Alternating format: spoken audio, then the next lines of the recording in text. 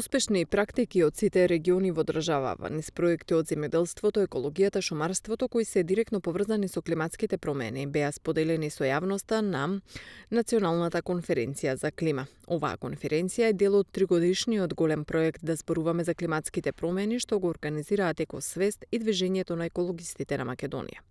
Работата со деца и развој на свеста за климатските промени се забележува во сите проекти затоа што науката докажува дека мора да се работи на развивање на свеста кај децата уште од мали нозе.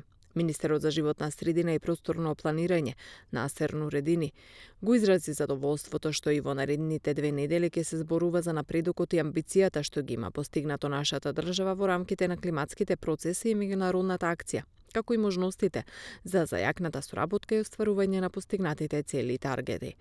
Зелената транзиција и климатската акција бараат интерсекторски ангажман и посветеност, високо ниво на соработка и креирање на синергии во процесите од сите чинители во општеството.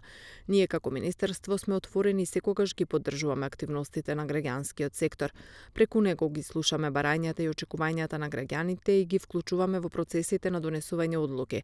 А од друга страна, како Министерство ги споделуваме нашите податоци, знаење и експертиза при спроведувањето на нивните проекти, рече Нуредини.